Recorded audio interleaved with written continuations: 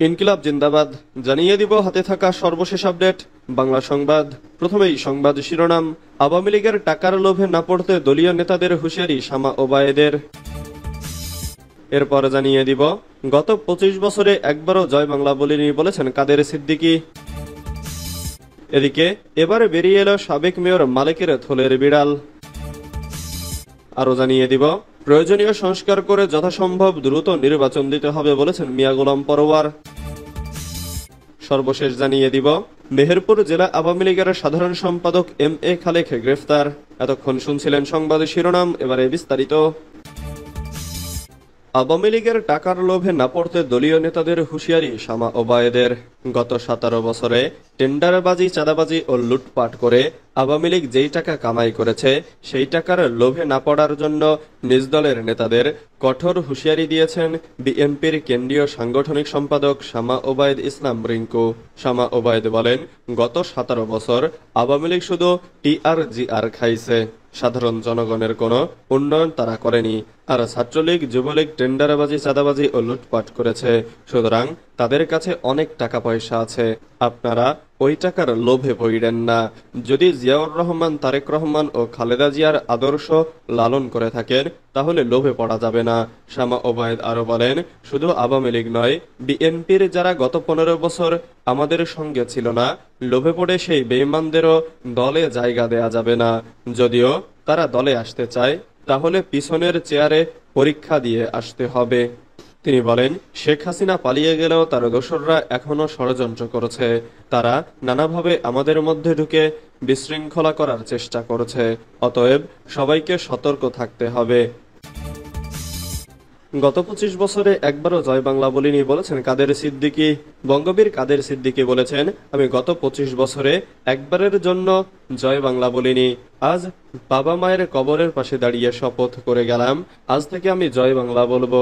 শুক্রবার 4 এপ্রিল টাঙ্গাইলের কালীহাতির ছাতিহাটিতে তার মা লতিফা সিদ্দিকীর 21তম মৃত্যুবার্ষিকী উপলক্ষে মিলাদ ও দোয়া মাহফিলে তিনি একথা বলেন। উক্ত মিলাদ ও দোয়া মাহফিলে উপস্থিত ছিলেন বঙ্গবীর কাদের সিদ্দিকী, বীরুত্তমের বড় ভাই, সাবেক মন্ত্রী ও কালীহাতি আসনের সাবেক সংসদ সদস্য আব্দুল লতিফ সিদ্দিকী, কাদের সিদ্দিকীর সহধর্মিণী নাসরিন কাদের সিদ্দিকী সহ পরিবারের বেশ কয়েকজন সদস্য। এবার বেরিয়ে এলো সাবেক মেয়র মালেকের থলের বিড়াল। কুমিল্লার নাঙ্গলকোট পৌরসভার সাবেক মেয়র আব্দুল মালেকের লুটপাট কল্পনাকেও হার মানিয়েছে। সাবেক অর্থমন্ত্রী আহম মোস্তফা কামালের ঘনিষ্ঠজন হিসেবে পরিচিত এ দুর্নীতিবাজ কুমিল্লার নাঙ্গলকোট পৌরসভার সাবেক মেয়র আব্দুল মালেক অধিকাংশ প্রকল্পের অর্থ আত্মসাৎ করেছেন বলে অভিযোগ এলাকার বাসিন্দাদের। কথিত প্রকল্পের নামে অর্থ লুটে নিতেন ফ্যাসিস্টের এ দোসর। 2016 সালে মেয়রের আসনে অধিষ্ঠিত হওয়ার পর পৌরসভার সব সেক্টরে নিজস্ব লোক নিয়োগ করেন। বিধি লঙ্ঘন করে নিজের ইচ্ছে মতো করেন লুটপাট। তার ক্ষমতার দাপটের সামনে দাঁড়িয়ে প্রতিবাদের সাহস পায়নি কেউ। অনুসন্ধানে জানা গেছে, আওয়ামী লীগের 16 বছর কুমিল্লার নাঙ্গলকোটে শীর্ষ ক্ষমতাধরদের অন্যতম একজন ছিলেন সাবেক মেয়র এবং যুবলীগ সভাপতি আব্দুল মালেক। সাবেক অর্থমন্ত্রী আহমা মোস্তফা কামালের সান্নিধ্য পেয়ে কুলি থেকে হয়ে যান বড় নেতা। এক পর্যায়ে এলাকায় ত্রাসের রাজত্ব কায়েম করেন। 2016 সালে ভোটারবিহীন নির্বাচনে ভোট লুট করে মেয়র নির্বাচিত হন। এরপর থেকে পৌরসভাকে নিজস্ব ব্যবসা প্রতিষ্ঠানে রূপান্তর করেন। অর্থমন্ত্রী মুস্তফা কামালের কাছ থেকে বড় আকারের বরাদ্দ এনে লুটপাট করে আঙুল ফুলে কলা গাছ বনে যান। বিভিন্ন ঠিকাদারদের লাইসেন্স ব্যবহার করে নিজেই করতেন সব ঠিকাদারি। 9-6 এবং ভুয়া প্রকল্প দেখিয়ে লুটপাট করেছেন কোটি কোটি টাকা। স্থানীয়রা জানান, মেয়র মালেক দম্ভোক্তি করে বলতেন, আওয়ামী লীগ 100 বছর ক্ষমতায় থাকবে আর মালেক আজীবন মেয়র থাকবে। সুতরাং তার অনিয়ম দুর্নীতি নিয়ে কেউ কথা বললে অস্তিত্ব থাকবে না। প্রয়োজনীয় সংস্কার করে যথাসম্ভব দ্রুত নির্বাচন দিতে হবে বলেছেন মিয়া গোলাম পরোয়ার।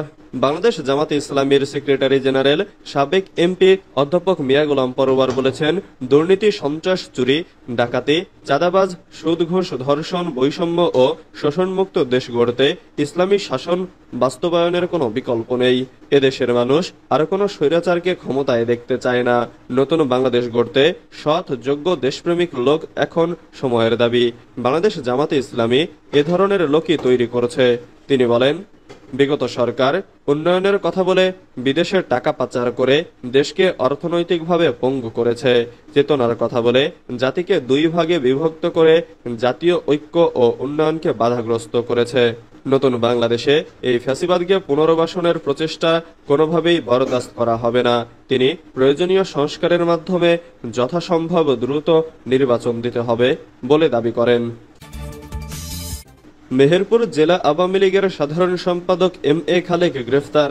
মেহেরপুর জেলা আওয়ামী লীগের সাধারণ সম্পাদক এম এ খালেককে গ্রেফতার করেছে পুলিশ। শুক্রবার 4 এপ্রিল রাত 9:30টার দিকে গাংনী শহরের বাসা থেকে তাকে গ্রেফতার করা হয়। এম এ খালেক গাংনী উপজেলা পরিষদের সাবেক চেয়ারম্যান। গত 5 আগস্টের পর তিনি চেয়ারম্যান পদ থেকে অপসারণ হন। পুলিশের একটি সূত্রে জানা গেছে, এম এ খালেকের বিরুদ্ধে নাশকতা সৃষ্টির অভিযোগে মামলা রয়েছে। এ কারণে তাকে গ্রেফতার করে থানা হেফাজতে জিজ্ঞাসাবাদ করা হচ্ছে। প্রসঙ্গত, বৈষম্য বিরোধী ছাত্র আন্দোলনের একটি মামলার প্রধান আসামি হিসেবে গত 24 অক্টোবর আটক হয়েছিলেন এম এ খালেক। জামিনে মুক্তি পেয়ে তিনি বাড়িতেই বসবাস করেছিলেন। গাংনী থানার অফিসার ইনচার্জ বনি ইসরায়েল জানান, বিভিন্ন বিষয়ে তাকে জিজ্ঞাসাবাদ করা হচ্ছে। তবে কোন মামলায় তাকে গ্রেফতার করা হয়েছে সে বিষয়ে পরে জানানো হবে।